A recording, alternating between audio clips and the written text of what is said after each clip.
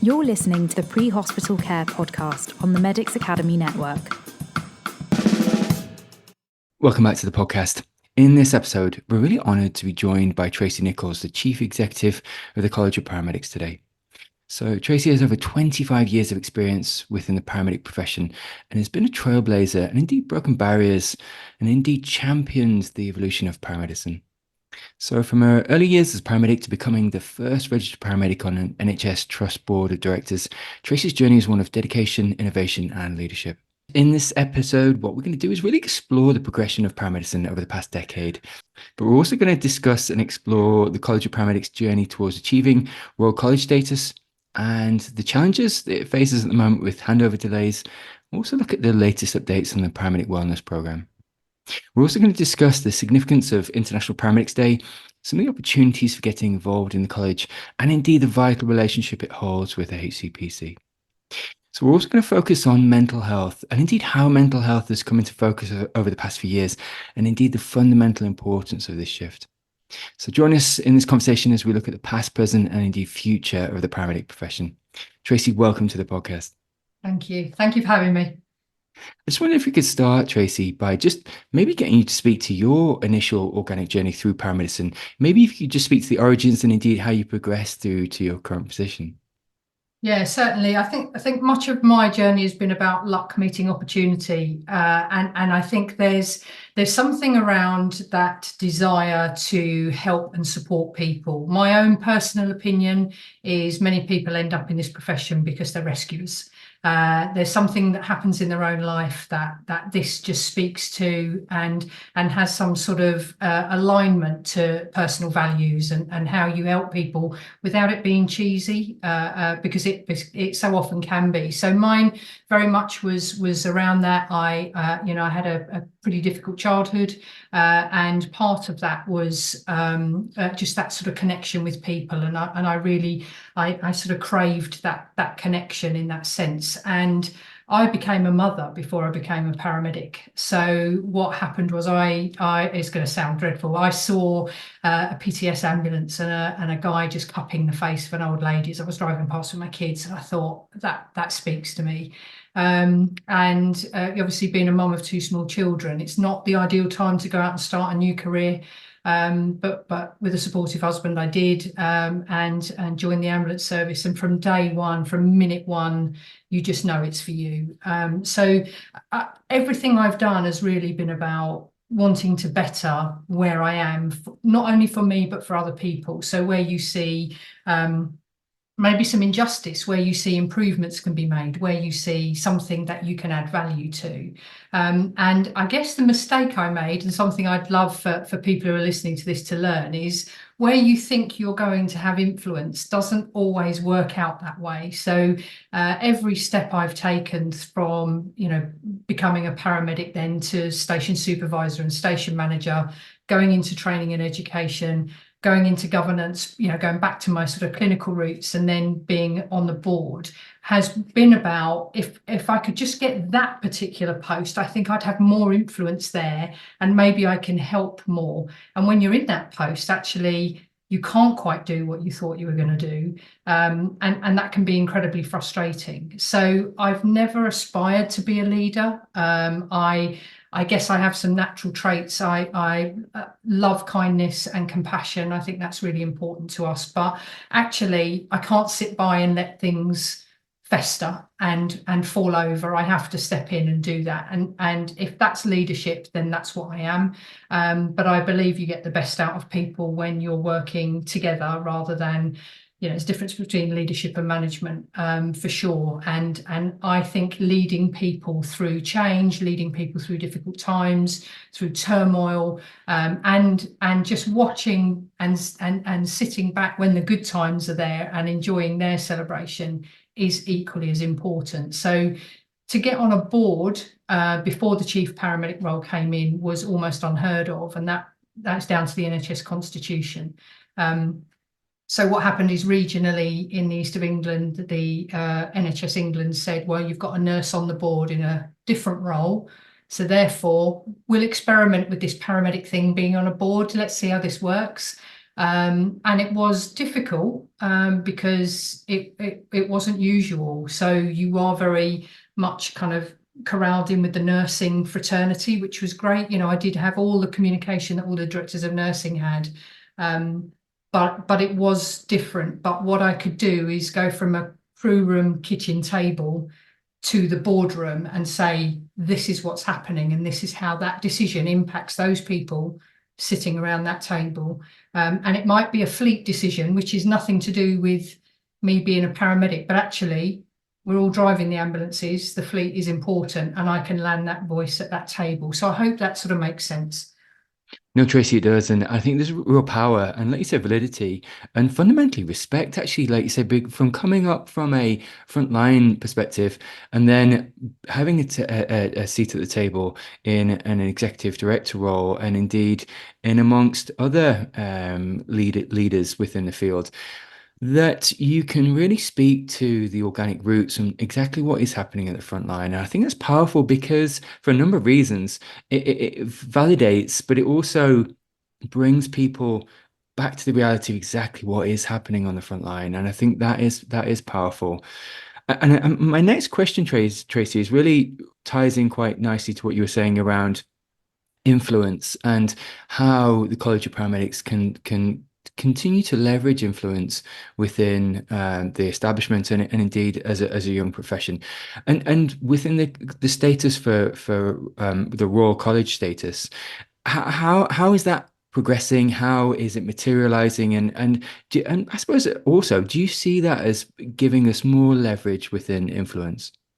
Yeah, they're really interesting facets, and I think the influence of the college has grown. COVID did that for the College of Paramedics because I came in as chief at the tail end of 2019, and there were very few stakeholders that genuinely took us seriously, and paramedics were the inflammatory phase of ambulance drivers, and you hear that, and a number of paramedics just kind of lift off their chairs, and rightly so. But we have a responsibility to show people in positions of influence and power and policy making that paramedics are so much more, and actually undervalue us at your peril.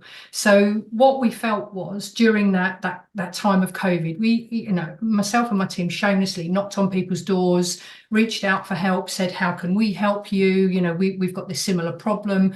Our people are in front of the front line. They're going into people's homes, and this really difficult, and that's some of the PPE fight came along there, and the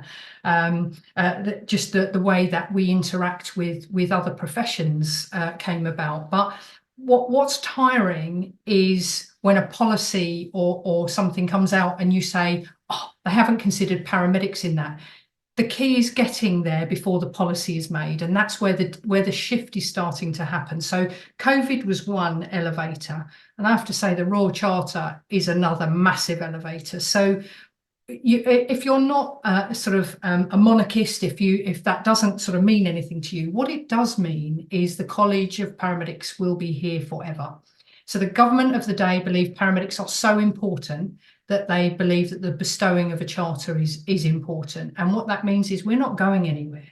You can't ignore us, but what we do need to do is be very professional and put our piece forward, evidence-based, with good rationale, showing the range and breadth of paramedic practice. And that may be just the way paramedics are behaving on the back of an ambulance and the decisions they're making and the critical thinking they're doing there. Or it may be a paramedic who's working on an oil rig or in the military or in an independent ambulance service. So it's really about shining a light on paramedicine and the Royal College status. And we do hope that comes. When that comes, it does invite you to tables you're not invited to if you're not a Royal College, and there is a simple hierarchical truth there. So I make no bones about wanting that for our members, because we want to be at the tables that other people take for granted, that we have fought for, because, as you say, we're a young profession. Listen, that's fantastic. And it speaks to something you've just denoted there, Tracy, around the versatility of paramedicine. And for good and bad, it's been a mixed blessing, because the like you said, the COVID pandemic really showed truly how versatile paramedics are to adapt to something which was horrendous, really. But the versatility has also meant that paramedics can fit into GP surgeries, they can offshore oil rigs, they can come and go from the military. There's so many and much more into the commercial corporate sector, and so. It is a mixed blessing in the way of keeping paramedics within the profession in a way. One of the big impending problems, which is not mutually exclusive to the UK, really is seen within Australasia and indeed North America and in Europe, is the concept of hospital delays. I think in Australia they call it ramping, and in other areas it's called different things. It has been incremental and enduring over time. Could you maybe speak to, Tracy, sort of just really your insights and what some of the key factors to contributing to these delays and indeed how the college is addressing them? Yeah, certainly. I mean, it's a wicked problem. And what we recognise is that there are pockets of, awful delays, really awful delays. And particularly when we're talking about patients who have mental health or people with, dementia, Alzheimer's, etc., where mismedications happen. And certainly, we sort of look towards the field of remote medicine to consider, are we in that austere environment when the handover delays are coming? And this winter, I don't hold out much hope for this winter. We haven't seen any real grip come along to change that, but people are working hard to try and change that. So it is a flow problem. This is fixable, but it's going to take the will of people to think differently. So if you've defunded the social care system, then you are going to have trouble getting people out of the hospital. But that's just one element of that. And we do have to find alternative ways to hold patients outside of hospital who may have been considered previously as really high risk. And we can do that with teams of community, multidisciplinary teams. So paramedics being one of that. So one of the unique selling points is you recognise when someone is really, really unwell or can be held with the support of others. And also that preventative piece of trying to stop people going into hospital. But the community services have reduced as well. So those referrals that we would make to those community services have decreased. The public's expectation of how they want their healthcare has changed as well. We're in an Amazon Prime generation where you can get your food and your books delivered the following day, and why would you not want to get checked out in that same way? But that doesn't decry the amount of quite sick people that we're seeing. So I guess we're trying to find alternative solutions for the government of the day to say, how can we work differently with the third largest workforce, which is the allied health professions workforce, to do something different, to utilise paramedics in a different way. Paramedics have spent a decade in primary care in the UK. So there is something very established about that, even though there is a bit of febrile narrative around that at the moment with the PA and AA colleagues. Actually, we are building up a massive evidence base of how we can support there. Paramedics are working in frailty, in SDEC, in neurology, in a number of areas where actually they add value. And I've just spoken to 3 paramedics who are working in a mental health trust doing adult physical and mental health, and saying that the transferable skills of a paramedic to that place are really important. So I'm not saying we can be everywhere and do everything. We have a scope of practice, but actually it's about utilising the third sector more, about thinking differently, and ICBs just having a bit of a better risk appetite about how they're going to deal with these things, understanding the problems with social care and seeing if there is something we can do differently, and working together. If we do not work together, this isn't going to be fixed. It is about being stronger together. Listen, that's fantastic, and as you said, I think there is this real power in unity, and solving problems together, as you were saying, Tracy. Something you said earlier, which I find really interesting, and it kind of leads me nicely into this next question, is around, you were drawn towards the profession just to really fundamentally care for people and have that sense of caring for people. And one of the real shifts we've seen within the paramedic practice of late is this real focus on mental health and almost caring for the carers. And could I get you to speak to how you've seen the focus shift onto mental wellness and mental health, and indeed how the college has addressed it as well? Again, it's something that has been quite an eye-opener, certainly for us at the college, in terms of how the impact of things such as COVID. You know, we saw a sort of very acute impact in COVID of the fear and anxiety of working in that frontline environment and then taking a disease that we didn't really know much about back to your own family or to your friends or to your colleagues. And we know, you know, we calculated there were 32 paramedics lost during COVID. That's the highest of any allied health profession. Obviously not in the same league as the loss of doctors and nurses and those domestic assistants that we saw, but a significant amount of our profession succumbed to COVID, and many more to long COVID. So there is something about how people felt valued during that time, and how their health and well-being was being looked after. And that, you know, I'm speaking at the COVID inquiry in September on behalf of our profession, and I feel very privileged to do so. But we have so much. We were overwhelmed in the college with people's anxieties. We couldn't deal with it. We're not skilled to deal with that. And thankfully, the ambulance staff charity are there. And even our student population, you know, the students fell through the cracks between the universities and the employers. So the remainder of this sort of mental health issue, I think some of that is exacerbated by, we've got a really good narrative, right, of everything's terrible, you know, you're going to be stuck at hospital, there's no one to support you, there's not enough practice placement educators, the unions are talking about industrial action. So it doesn't sound like a great thing. And what we found is some parents are stopping their or advising their grown-up children not to go to university and do paramedic degrees. And we're seeing a drop. I think we've seen a 20% drop in nursing applications. We've seen our own UCAS applications go down. So we have to change that narrative, because I think if I asked you, would you do anything other than be a paramedic? I'd love to know your answer, but I wouldn't want to do anything else. And many of our members don't want to do anything else. So looking after them takes investment, and it takes the right things. So tasks are fantastic. They will look after peeps from students all the way through to people who have retired. But what we've found working with Joe Mildenhall, who's part of the college, is that we can offer some of the talking therapies. They work to an extent. And you're lucky if you get a good occupational health provider in your own service. But what we found is that connection to nature, that connection to outdoors, and actually physically doing something is transformative.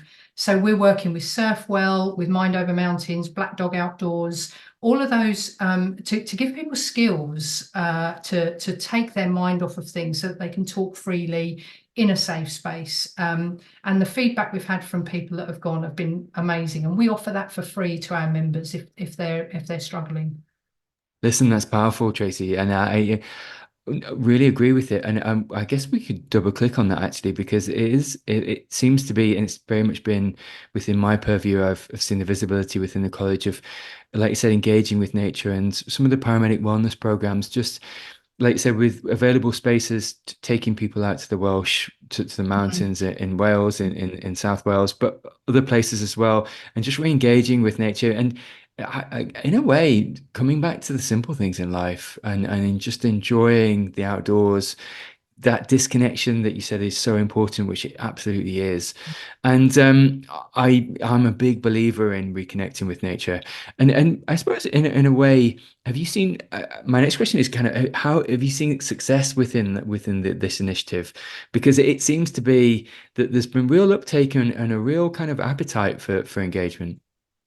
Definitely. And you know, if a member's story isn't powerful enough when they've gone through that experience where they've been really nervous about joining a group that they, you know, maybe 4 or 5 other people they don't know, with an instructor they don't know, and you know, one of the sessions we offer sort of a couple of overnight stays in a lodge, and people cook together, and there's a sort of community that's built in a very quick space of time. And the feeling of loss when they step away from those 2 or 3 days of that, you know, they want want to stay in that sort of little bubble is amazing, but how they feel stronger stepping away with that support network there is so powerful. And Surfwell, for example, the guys there have set that up, really for the police, and they've welcomed us with open arms. And that is around, there is something that happens in your brain when you are concentrating on someone. And for Surfwell, immersion in cold water is something else that triggers in your brain. But what we want is whole people. Now, whether they stay in paramedicine or not, we owe it to our members to if they're going to leave paramedicine because they don't feel it's for them anymore, then they need to leave as whole people, not broken people. And we've seen too many leave in that state. And I don't think that's not something the college wants to see at all. So we want to expand that if we can. And if you're a member of the college, as I say, we can give you that for free. Now, we'd love to expand that even more, and we're going to need to find some ways to fund that. But we've seen how powerful it is for people. We'll put links in the show notes actually to the initiative, so that people can look at that, because I think it is a fantastic initiative actually. Just pivoting slightly, Tracy, and looking at the significance of, so you said something earlier, which is, I think, really important, which is this coming togetherness and this unity. And one of the facets the college has been, I think, great at, the College of Paramedics, is the International Paramedics Day, and just really this coming together to celebrate all the different facets of the profession. Could you maybe speak to what that day means to you personally, and indeed to the college? Yeah, these things happen by accident sometimes, Owen. I was talking to my Natasha, my press and comms officer, and said, since COVID, this is a small world, and we're all trying to do the right thing for patients in different settings with different governance frameworks, but we're all doing the same thing. So why don't we connect and have this day that sort of brings us together, where we can share what we're doing?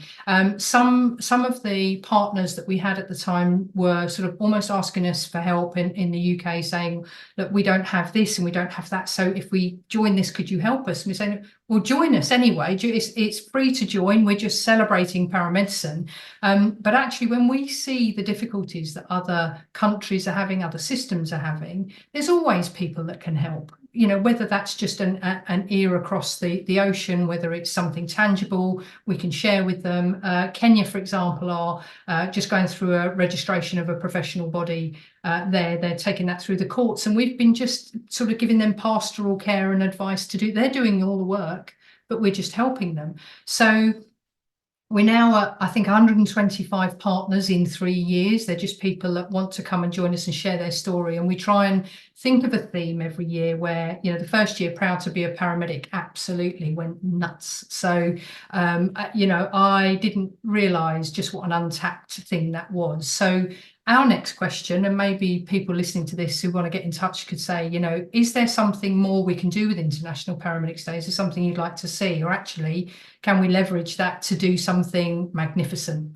Because I think paramedics are the most exquisite creatures on earth, and they are so innovative and creative. So happy to hear any suggestions. Yeah, absolutely. And any suggestions that I get through feedback, I'll definitely funnel your way, actually. Tracy, just looking and pivoting slightly at another important facet of the College of Paramedics, which is really the relationship with the Healthcare Professionals Council, or HCPC. Could I again maybe get you to speak how the relationship benefits paramedics, and indeed maybe what aspects of the relationship are most impactful to paramedics? It's such a timely question. So there are key stakeholder relationships that it's incumbent upon us to have, and our regulator is one of those. So there's been we did a consultation about regulatory reform. So the government were looking at the 9 regulators that we have and saying, is there any rationalisation we could make? And we put forward a consultation response that said, actually, we feel aligned with the HCPC, but there is work to do. We wouldn't want to see them go because we're not sure who would scoop us up and where we'd fit, and that might not be the right thing to do. So the college sets the educational standards. We have a curriculum, both pre-reg and post-reg, and we support the HCPC for their standards of education and training, and there has to be an entry threshold for education. So we make sure that we work with each other to know, what we're trying to produce is a paramedic for today and the future, not for yesterday. And there is a lot of narrative at the moment around, should we ditch degrees and go back to sort of the old days, or is the apprenticeship the way forward? And we're open to all of those discussions. But I have regular contact with the HCPC through either head of regulation or a liaison manager or international registration. And there are areas where we do rub, and that is around fitness to practice. So we are the massive outliers in fitness to practice cases. Now, social workers have left the HCPC.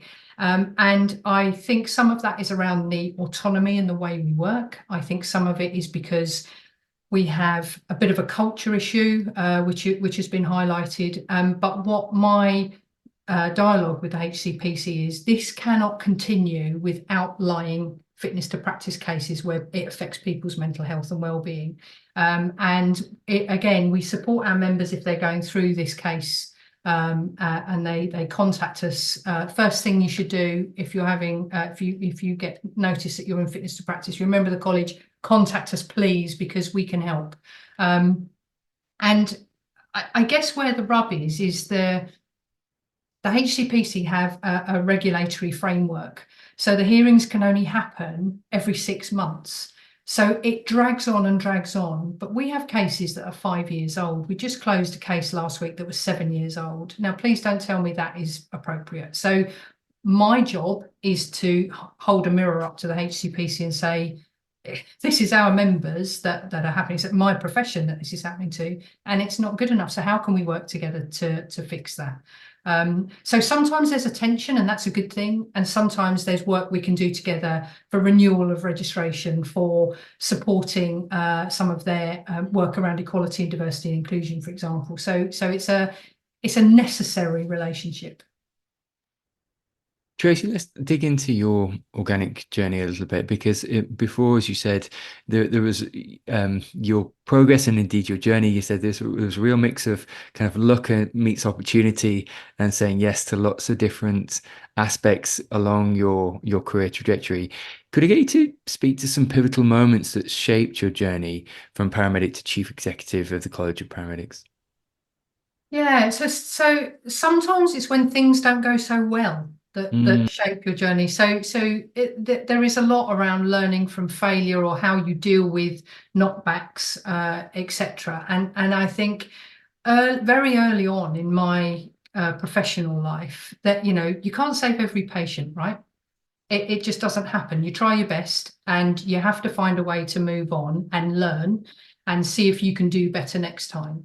So I sort of took that philosophy around, working through sort of strategic roles, and say, I can't win every battle. If I'm sitting at board and there are 3 papers and I hate all 3 of them and I don't agree with them, I've got to compromise maybe on one of them, but I'm going for 2 of them and I'm going to kick them off the table.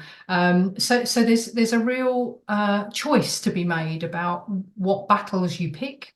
And I think I think because I'm in the profession, you kind of understand where people's motivations lie and what ticks their boxes.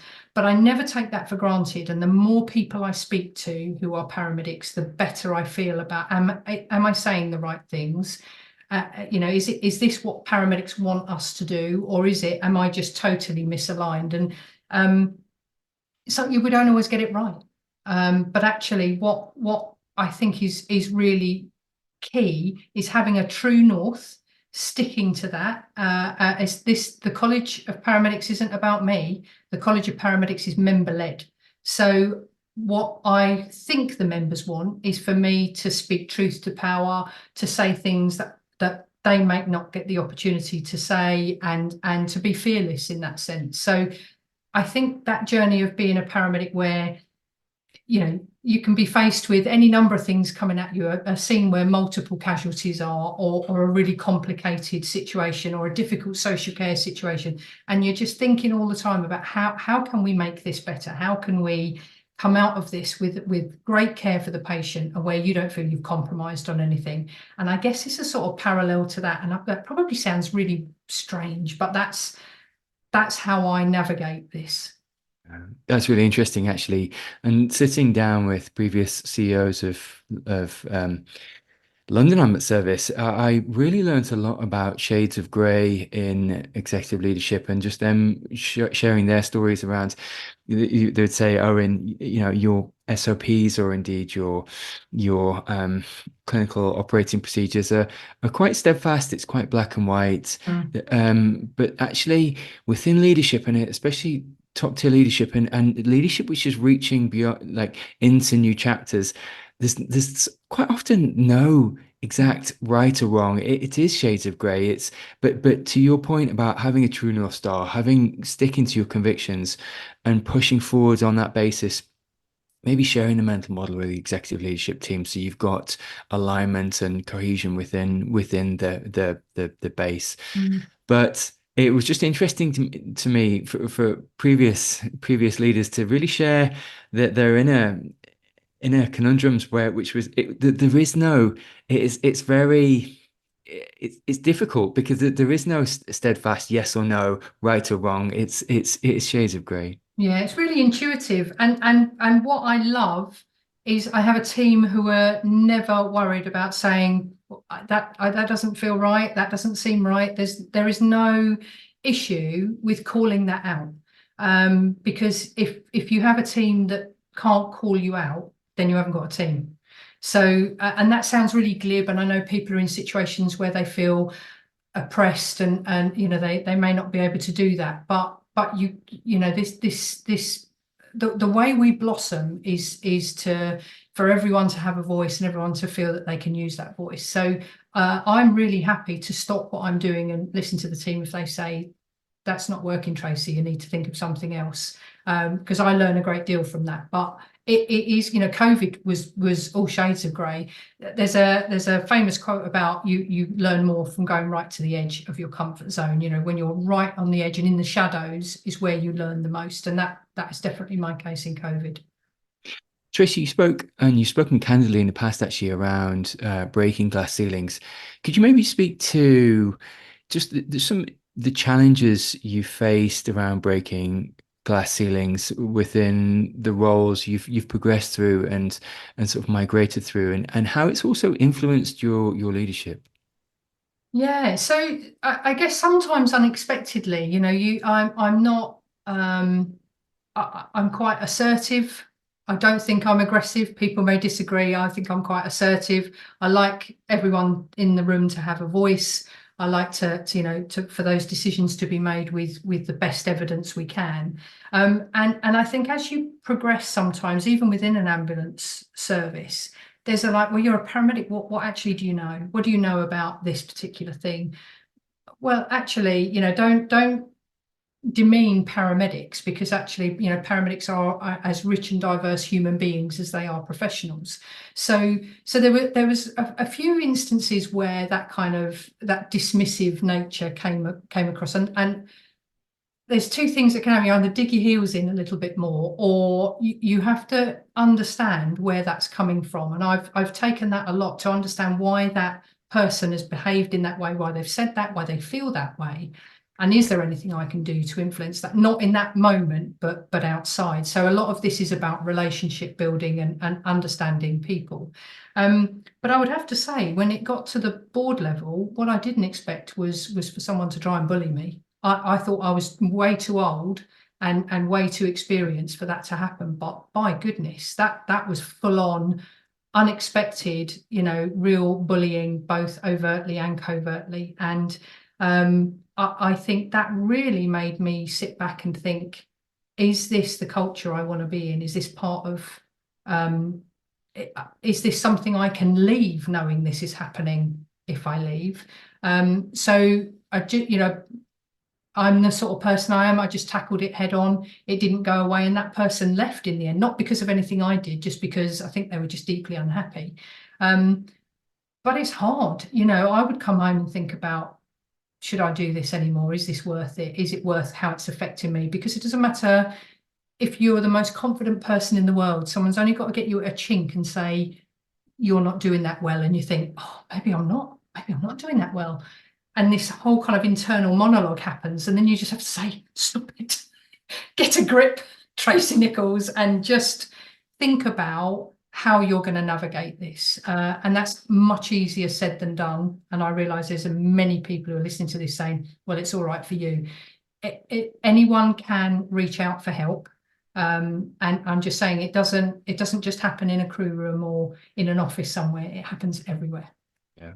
Listen, I think it's really powerful that you're so just vulnerable and transparent about this, actually, Tracy, because you're right. And the pivot for me really into corporate, the corporate sector, corporate healthcare and otherwise can be interesting from multiple angles, actually. And you're right, just migrating into ecosystems where maybe that's been the norm and they've operated like that. But you're right, standing up against it and saying, actually, it's not okay. In certain, and I've certainly found that within the humanitarian sector as well, within different missions. I very much have had to take conflict on the chin, actually, because of some really unacceptable behavior. But to your point around not accepting that as the continuation of the norm, but standing up against it. Something you said, actually, which is really interesting, is around having active listening as a superpower within the board, and I think that facilitates trust as well, and it also confers respect that you're not beyond reproach. You're willing to listen and act on other people's behalves and their offerings, their perspectives, and I think that active listening can be a superpower in a number of ways, because actually it's very cohesive. You can move together as one, especially when you feel other people are being felt heard, and actually you can extrapolate that in multiple ways. But I really resonate with that principle of active listening and take it on board. Just pivoting slightly, Tracy, and looking at the evolution of the paramedic profession, as we're coming to land slightly on the conversation, just a couple more questions. One would be how you've seen the paramedic profession evolve over the years, and indeed, what trends you think are going to be most significant within its future trajectory.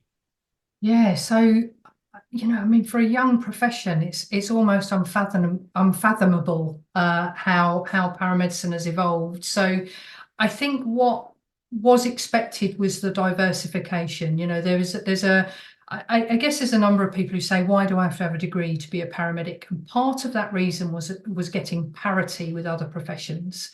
If you don't have the same baseline platform, you cannot move on from that. And that's just a reality. And people may not like that, or that creates some tension, but there is a reality in that. It also, a number of our paramedics have gone on to be the most prolific researchers, clinical academics, who are in policy now, actually sort of sitting with the policymakers, writing the policies themselves.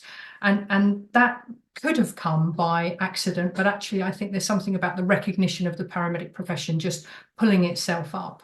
But as I said, the range of opportunities for paramedics now is unparalleled. I think that's going to increase further because we cannot magic the number of doctors and nurses that are required. But that doesn't mean that paramedics want to be doctors. Paramedics have become doctors and they've gone through medical school and they've done that, in their own way because of their own reasons. And it's really, I love hearing about those people that are now doctors that were paramedics and how they look back at the profession to say there are synergies, there are alignments, and we can see places where paramedics can be. But the previous government said a quote to me and they said, paramedics are like water, they're just everywhere. And everybody wants a paramedic. That was quoted to me by Professor Sir Chris Whitty. And long may that continue.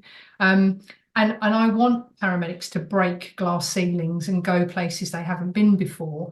But we have to really make sure that we've got good educational content for that, a good safe framework to operate within, because otherwise those paramedics they operate in an environment that may not protect them. So, we were talking, I think there's someone in America that's talking about a paramedic who talks about space travel and paramedicine in space. Nothing's off the table, but I really do see paramedics just using their transferable skills and not necessarily doing paramedicine in a different role, but taking all of those skills and abilities with them to do other things. So as I said, we're fighting hard about the full formulary prescribing for controlled drugs, because we recognise that gives better patient care in really difficult situations. And we want to develop our profession to make it just completely open to people of all skills and abilities. If they want to be the best paramedic on an ambulance that has ever been, then we want to support that. If you want to be a paramedic, we've got a paramedic that works in Specsavers now, not in a shop. They're working in a strategic level because their love of ophthalmology was so great. They went and explored that, and now they're working. I mean, who would think that? So I wouldn't want to define our profession by saying I think this is where we're going, but definitely research is about to explode. Clinical academics are definitely on the rise, policymakers, and I think critical care and primary and urgent care is quite well established, but still that can be pushed further as well, I think. So Tracy, mentorship has been, and support of others really has been, a crucial part of your career, actually. And could I get you to speak to what advice you give to paramedics that are just starting out in their career and looking to advance within their career? Could I get you to speak to, because I've very much set mentors before me, actually, and one of my sort of secrets, not really a secret, is very much articulating people I want to be like, and putting myself in their sphere, in their purview, just so that I could garner as much as I can from them. Is that sort of your story as well? Yeah, definitely. And I think, don't think a mentor is someone you work closely with either. They can be, but one of the mentors I had when I was just sort of realizing how much I loved learning new things as when you kind of feel a bit more confident about your skills as a paramedic, then you start to explore and flex your muscles a little bit. And there was a female anaesthetist at Sheffield who was on a pre-hospital paediatric course that I was on, who just blew my mind because she was fearless and she was confident and she understood children in a way you just think, I if I could have half of that understanding of pediatrics, I will be happy for the rest of my life. So there are people that that you can connect with who just have something about them that resonates with you. And sometimes just people who are not in the profession at all, who may not be anything to do with health, and just look to them to see how are they handling a difficult situation, or how are they treating people. And trust is a big thing. I look at people who have earned a great deal of trust. And I have a saying with my team is, trust arrives on a tortoise and leaves on a horse. Because if the trust is broken, then despite everything you want to do, you won't be able to push forward. So those people who I have trusted with my deepest, darkest thoughts about, should I go for this role? Am I good enough to do this? Should I just sit back and watch other people do that and then go for it later? They're people whose counsel has been really important to me. And don't underestimate, NHS have a coaching register that is free. So if someone is in the NHS and wants some coaching, and they're from completely different people in the NHS, they could be administrative, they could be working in strategy, for example, and you may not come across them in your normal working life, but go on the NHS register and look for a coach as well, because they're invaluable. Listen, I'll put those in the show notes. I'll look that up, actually, Tracy, and put that in the show notes just so people can find it. Just as we come into land, just a final question, really. If I could just get you to speak to the vision for the future of the college, and indeed looking forward, what are your hopes and aspirations for the future of the College of Paramedics, and indeed how do you see the college continuing to innovate and lead in the coming years? So I guess the key thing is how proficient and professional we are about our lobbying and projection of the profession.